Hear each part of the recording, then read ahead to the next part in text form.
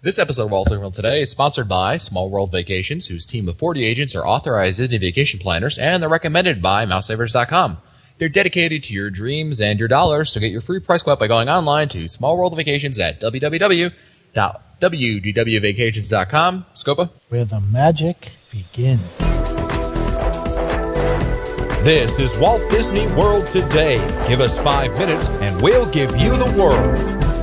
It's Monday, July 9th, 2007, and this is episode 280 of Walt Disney World Today. I'm Matt Hochberg of MGMstudios.org. On the show today is Len Testa, co-author of the unofficial guide to Walt Disney World. And Len, what do you say we start doing a good job starting with episode 280? There's no term like the present. Remember, this is the first podcast of the rest of your life.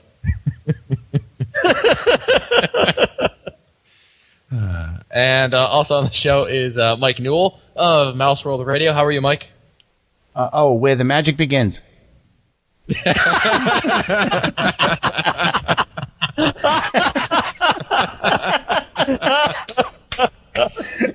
Funniest Newell line ever.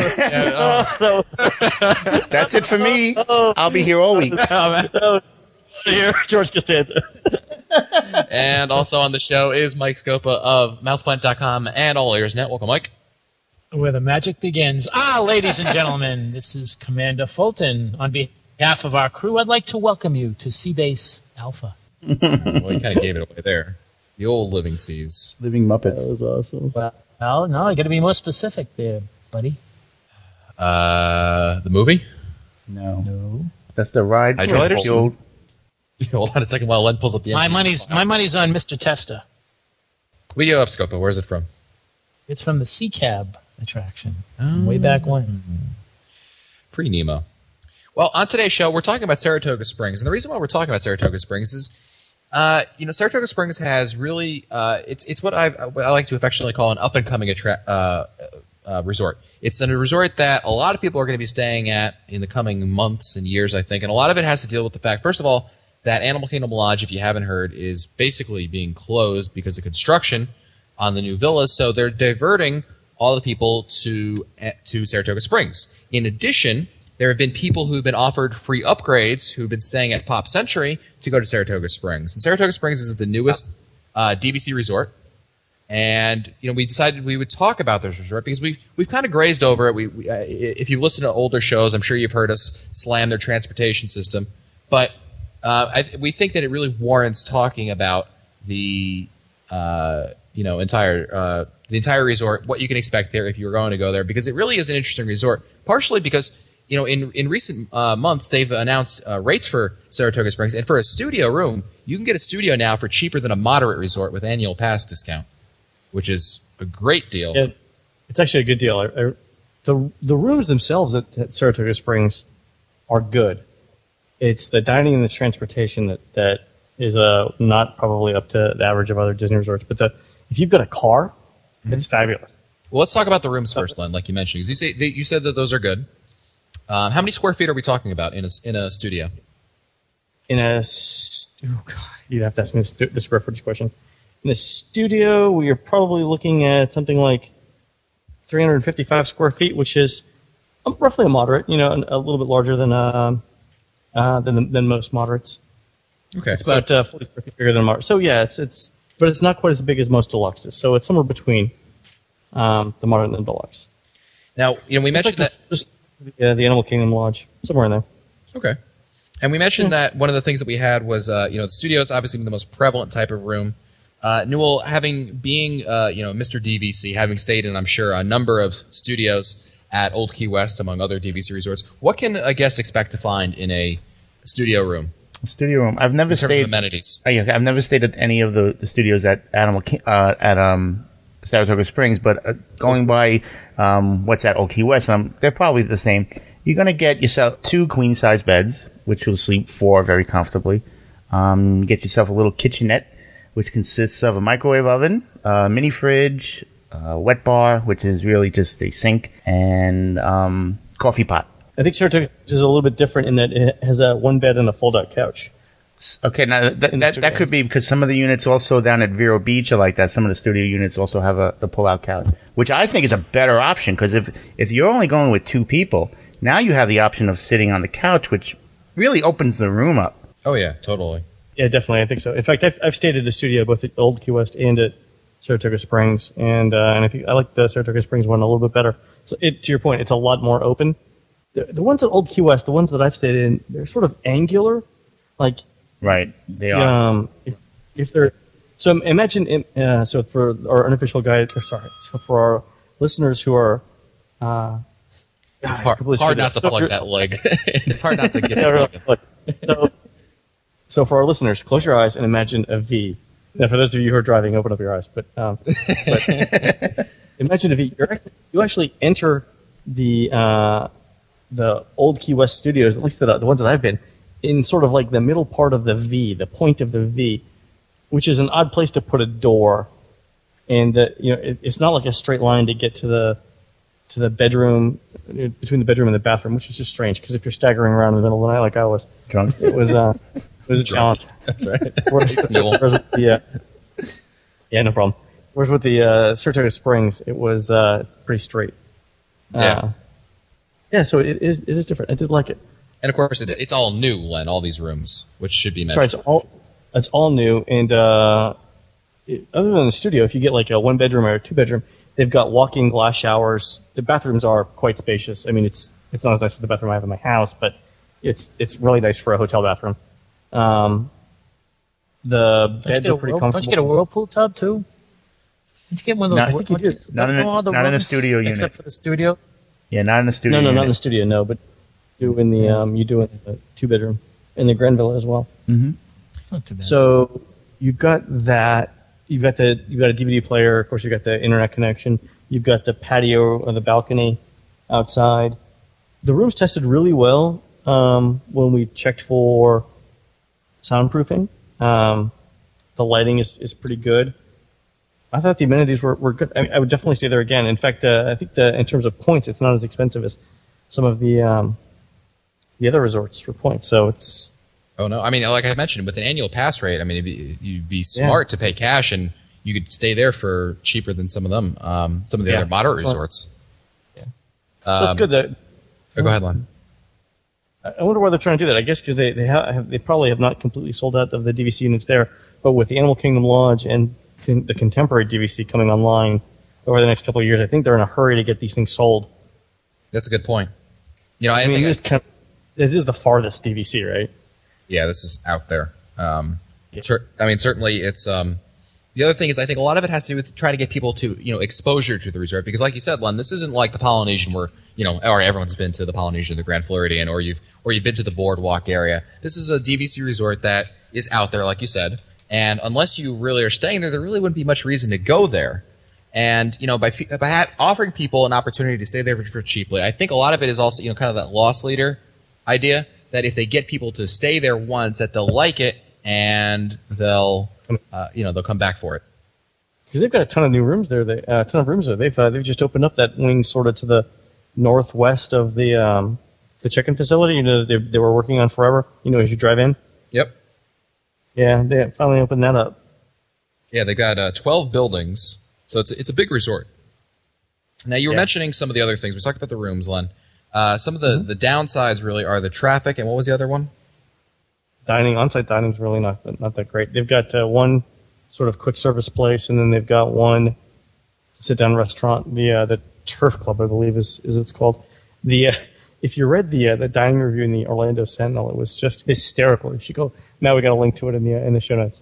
Okay. It was one of the funniest dining reviews I've ever read, and it wasn't good at all. I was about to say, it's probably not in a good way. Yeah, no, and it was pretty brutal. But I talked to some people afterwards who work for the guide, and they said that it wasn't necessarily that bad. So it might have been that the Orlando Sentinel reviewer got there on an off day or something. Now, Newell, I know you haven't stayed there. But what have you heard generally from people who stayed at Saratoga Springs in your little DVC circle? Ooh, I have a little circle of friends. My brother-in-law actually has points there. So I've been to the resort and I've seen the 1-bedroom units. So I have some knowledge of that. The one thing that I didn't like about it, and Len could probably agree with me on this, if At Saratoga Springs, all those rooms seem to connect through a common hallway, as opposed to separate door entrance, like at Old Key West. You know what I mean? No, it's relatively speaking, it's the same as Old Key West. It's so the buildings are U-shaped, and Yeah, but there's no common hallway. Well, there is on the floor. I mean, each floor has a common hallway, but the buildings themselves are vaguely U or W shaped, and so you do pass it, but you only pass even if you're going to the farthest room. So imagine again for our listeners who are paying attention, close your eyes, and imagine a U shape, and look out for that lady in the car. And then so imagine the U shape. You're only going to pass if you go to the left of so the walkway is in the middle of the U. So you're only going to go to the left or the right and pass maybe 4 or 5, 6, 7 rooms to get there. It's really not that bad. And given that not a lot of people are staying there, obviously because the rates are so low, they are pretty quiet. Again, if you could bring in food, for breakfast, so you didn't have to go to the little counter store place, it'd be fine. And you rented a car, it'd be fine. It's a good deal. So what you're saying, Len, is basically if you want to stay at Saratoga Springs, it would behoove you, first of all, to rent a car above all else. And that would supersede almost anything else. Definitely rent a car, right. And certainly don't rely on the on-site dining to eat. Dear God, no. Okay. What are some, before we go on, why don't you give our listeners some good rooms that are to stay at if they're going to request for staying at Saratoga Springs? All right. So if you don't have a car, if you, for whatever reason, you use the Magical Express or whatever, you want to stay then relatively close to the main lobby. So then you would want Building 14. Anything from 3100 to 3400 is pretty good, and also 3500 to 3836. The reason why those are good are they border, they face each other, but then they're surrounded on 3 sides by water, so it's relatively quiet. I would not stay in the sort of the southwestern side of either building because you might get some pedestrian traffic from people going to the lobby. But those are probably the 2 best ones. You want to avoid in Building 14 anything in 4100 to 4436 because there's a really long pedestrian walkway right there where the people from the other buildings are coming from. They're going to walk right by you in the morning, so you can't sit on your skivvies and drink your coffee. And, is that what you were talking about, Newell, before? Yeah, exactly. Just like yeah. No, if you've got a car or you don't mind the extra walking, then rooms 1101 to 1436 and 2501 to 2836, and those are in the Congress Park section. They're pretty quiet. They actually face downtown Disney, and it's a relatively short walk to the bus stops. Now, very quickly, there, of course, staying at Saratoga Springs, you're within walking distance of downtown Disney, right, Lon? Yeah, actually, you are. And the other things which are interesting, I think that's an obvious benefit to it, but a not so obvious one is really Saratoga Springs you claim, Len, it has the best spa at Walt Disney World. It does, actually. It's good point. So it's better than the Grand Floridian spa, actually. So that's something interesting because I've always when I think of spas at Walt Disney World, I always think of the Grand Floridian one. But I'll have to, and by I mean my fiance, will have to try out the spa at Saratoga Springs because it is that good. And they also, for the Mike Scopas out there, you've got hiking and jogging trails, excellent swimming complex, and for the Scopas out there, the older gentlemen, you can go golfing on property, so that's a added benefit to you. The older gentlemen.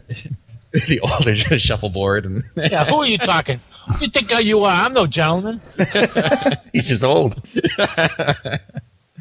Well, that's it for us today. Again, this episode of Walt Disney World Today has been sponsored by Small World Vacations, whose team of 40 agents are authorized Disney vacation planners, and they're recommended by MouseSavers.com. They're dedicated to your dreams and your dollars. To get your free price quote by going to Small World Vacations online at www.wdwvacations.com. You ready for it, Scopa? I'm ready. Go. Where the magic begins. And that's it for us today. If you want to find our old episodes, read our show notes, or send us your comments, you can visit the Walt Disney World Today website at www.wdwtoday.com. You can also email us at questions@wdwtoday.com. For Len Testa, Mike Scopa, and Mike Newell, I'm Matt Hochberg. We'll see you on the next show. Where the magic begins. Join us on July 14th as we broadcast live from the 2007 Magic Meets in Harrisburg, Pennsylvania. Live coverage begins at 11 a.m. Eastern on Mouse World Radio 1. Visit wdwtoday.com for more information. The day of silence has passed. However, time is really ticking now. Lots of days of silence are coming. Unless you make the call today. On July 15th, it's all over.